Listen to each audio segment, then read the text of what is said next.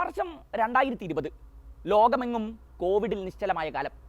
Indian cricket team ഈ സമയത്ത് Australian മണ്ണിലായിരുന്നു. ഏറെ പ്രസ്റ്റീജിയസ് ആയ ബോർഡർ ഗവാസ്കർ ടെസ്റ്റ് ചാമ്പ്യൻഷിപ്പിൽ പങ്കെടുക്കാനാണ് കോവിഡ് നിയന്ത്രണങ്ങൾ നിലനിൽക്കെ ടീം ഇന്ത്യ യാത്ര തിരിച്ചത്. 2020 ഡിസംബറിലും 2021 ജനുവരിയിലുമായാണ് ടെസ്റ്റ് അരങ്ങേറിയത്. ഇന്ത്യയുടെ ടെസ്റ്റ് പരമ്പര വിജയങ്ങളുടെ ചരിത്രത്തിലെ സുപ്രധാന അധ്യായങ്ങളിലൊന്നായിരുന്നു ഇത്. എക്കാലവും ഓർക്കാവുന്ന മനോഹര മുഹൂർത്തങ്ങളാണ് അന്നത്തെ ഓസീസ് പരമ്പരയുടെ ബാക്കി പത്രം.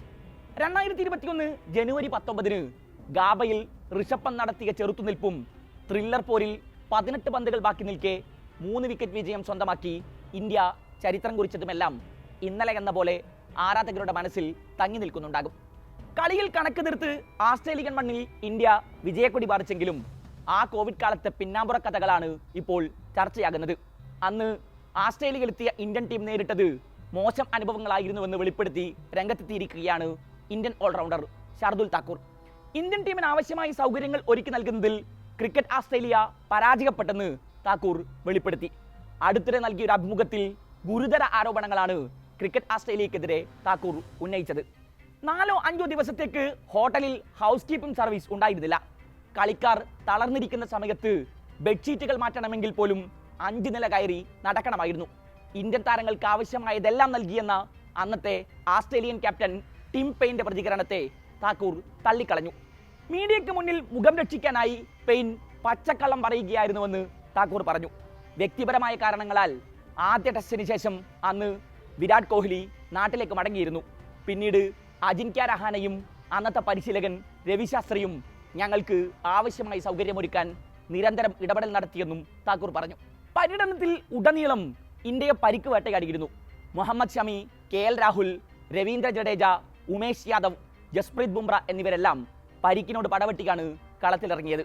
നിർണായകമായ ഗാബ ടെസ്റ്റിനിടെ നവ്ദീപ് സ്റ്റെയ്നിക്കും പരിക്കേറ്റു. രണ്ടാം ഇന്നിംഗ്സിൽ 5 ഓവർ മാത്രമാണ് സൈനിക്ക് എറിയാനായത്. നടരാജനും പരിക്കേറ്റതോടെ ഭൂരിഭാഗം ഓവറുകളും താനും മുഹമ്മദ് സിറാജുമാണ് എറിഞ്ഞു തീർത്തത്. എന്നാൽ കളത്തിലും പുറത്തിലും നേരിട്ട എല്ലാ വെല്ലുവിളികളെയും അതിജീവിച്ച് നേടിയ ആ വിജയം എന്നും സ്പെഷ്യലാണ്, താക്കൂർ പറഞ്ഞു. അഡ്ലൈഡ് ഓവലിൽ നടന്ന ആദ്യ ടെസ്റ്റിൽ ഇന്ത്യൻ പ്രതീക്ഷകൾക്ക് മങ്ങലേൽപ്പിച്ച് ആസ്ട്രേലിയ 8 വിക്കറ്റ് വിജയം സ്വന്തമാക്കി. പിന്നാലെ അന്നത്തെ ഇന്ത്യൻ നായകൻ വിരാട് കോഹ്ലി നാട്ടിലേക്ക് മടങ്ങി. അജിൻക്യ രഹാനെയ്ക്ക് കീഴിലാണ് ഇന്ത്യ മെൽബൺ ക്രിക്കറ്റ് ഗ്രൗണ്ടിൽ നടന്ന രണ്ടാം ടെസ്റ്റിൽ ഇറങ്ങിയത്. രഹാനെയുടെ തകർപ്പൻ സെഞ്ചുറിയുടെ കരുത്തിൽ ആ ടെസ്റ്റ് ഇന്ത്യ സ്വന്തമാക്കി. സിഡ്നി ടെസ്റ്റ് സമനിലയിലായതോടെ എല്ലാ കണ്ണുകളും ഗാബയിലേക്കായി. വിജയിക്കുന്ന ടീമിന് പരമ്പര. ആദ്യം ബാറ്റ് ചെയ്ത കങ്കാരുപ്പട മാറസ് ലബൂഷേന്റെ സെഞ്ചുറി കരുത്തിൽ ഒന്നാം ഇന്നിംഗ്സിൽ നേടിയത് 369 റൺസ്. മുൻനിര തകർന്നെങ്കിലും അർദ്ധ സെഞ്ചുറിയുമായി ചെറുത്തുനിൽപ്പ് നടത്തിയ ഷാർദുൽ താക്കൂറിന്റെയും വാഷിംഗ്ടൺ സുന്ദറിന്റെയും മികവിൽ ഇന്ത്യ വിലപ്പെട്ട 336 റൺസ് നേടി. രണ്ടാം ഇന്നിംഗ്സിൽ ഓസീസ് 294 റൺസിന് ഓൾ ഔട്ട്. അത്യന്തം ആവേശകരമായ ത്രില്ലർ പോരാട്ടമാണ് പിന്നീട് ക്രിക്കറ്റ് ലോകം കണ്ടത്. ഇന്ത്യയുടെ രണ്ടാം ഇന്നിംഗ്സിൽ രോഹിത് ശർമ്മയെ അതിവേഗം നഷ്ടമായെങ്കിലും ശുഭ്മാൻ ഗിൽ 91 റൺസുമായി പ്രതീക്ഷയേകി. എന്നാൽ വിക്കറ്റ് കീപ്പർ ബാറ്റർ ഋഷഭ് പന്തിന്റെ അത്ഭുത ഇന്നിംഗ്സ് ഇന്ത്യയെ അവിശ്വസനീയ വിജയത്തിലേക്കാണ് കൊണ്ടുപോയത്.